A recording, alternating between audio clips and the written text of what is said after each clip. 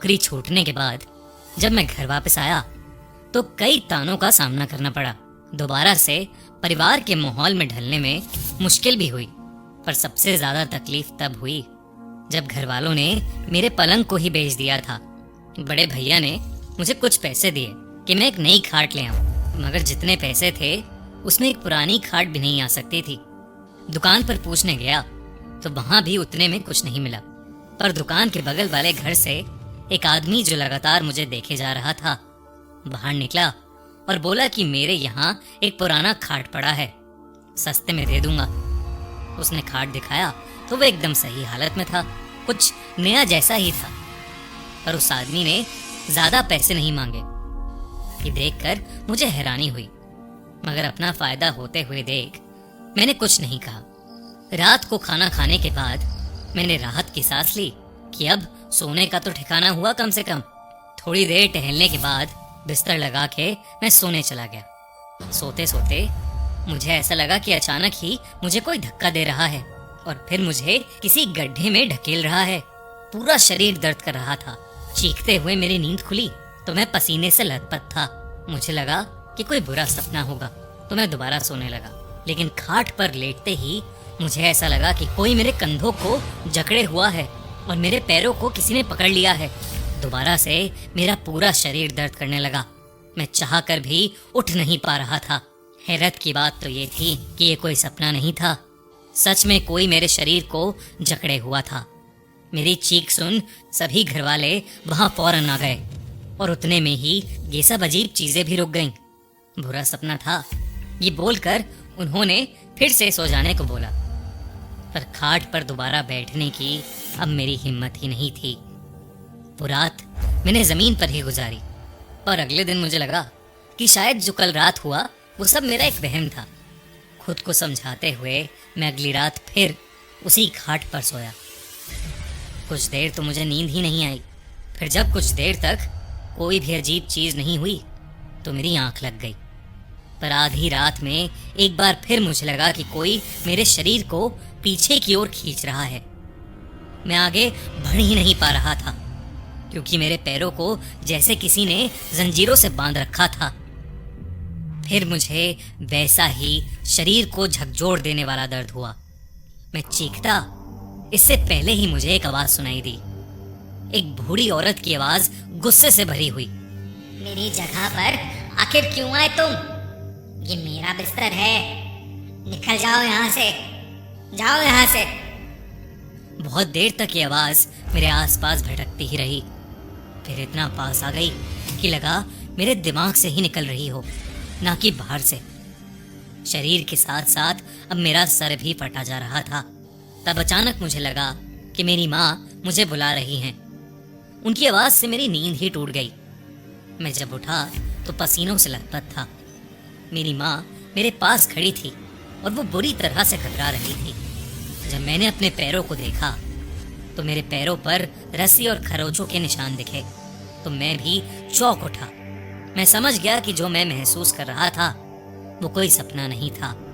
सुबह होते ही मैंने उस खाट को उठाया और बाहर फेंक आया। कुछ देर बाद वो वहां था ही नहीं। जरूर ही कोई उसे उठाकर कहीं ले गया होगा।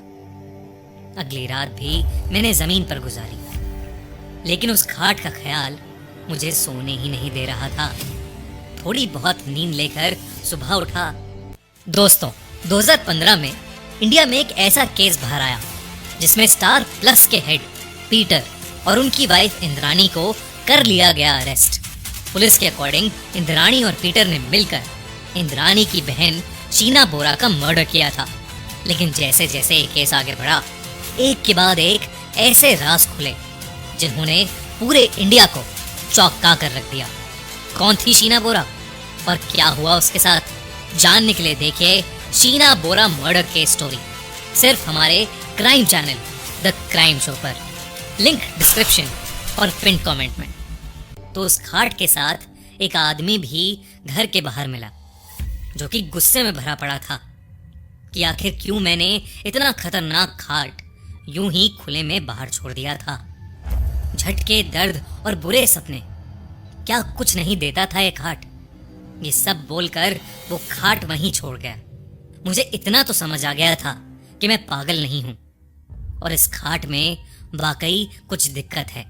मैं उस खाट को अंदर ले गया और दोबारा उस रात उस पर सोने का सोचा, ताकि पता कर सकूं कि आखिर वो आवाज किस बुजुर्ग औरत की थी। लेकिन ये मेरी जिंदगी की सबसे बड़ी गलती थी।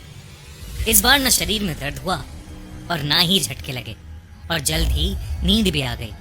पर थोड़ी ही देर में उस औरत की आवाज फिर आई। चिल्लाते हुए उसने बोला, फिर आ गए? आखिर क्यों मुझे चैन से सोने नहीं देते? ये मेरे सोने की जगह है, जाओ यहाँ से।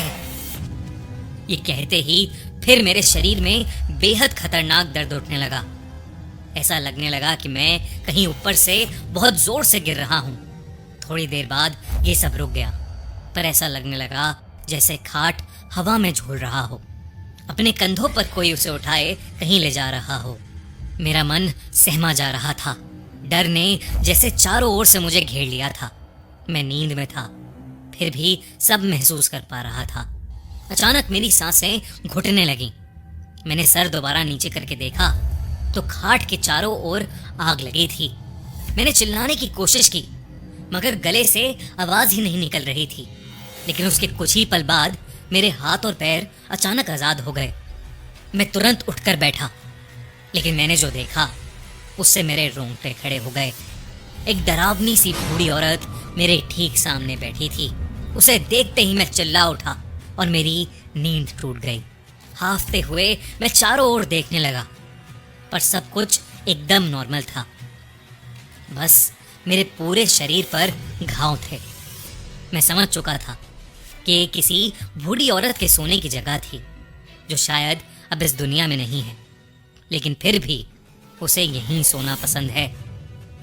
अगली सुबह मैं वो खाट दोबारा उस आदमी को दे आया जिससे इसे खरीदा था।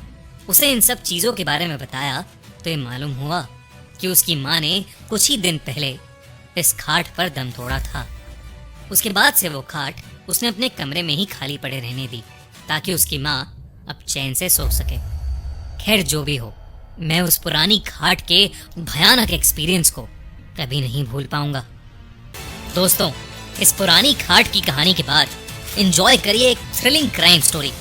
हमारे नए crime channel the crime show पर हम लाए हैं एक रोंगटे खड़े कर देने वाली मर्डर मिस्ट्री, शीना बोरा मर्डर केस, इंडिया का आज तक का सबसे ट्विस्टेड मर्डर केस। इस कहानी को देखने के लिए एंड स्क्रीन पर क्लिक करें या इस वीडियो के पिन कमेंट में क्लिक करके भी आप वीडियो देख सकते हैं। अगर आपको ये वीडियो अच्छी लगी तो हमारा चैनल खूनी मंडे सब्सक्राइब करना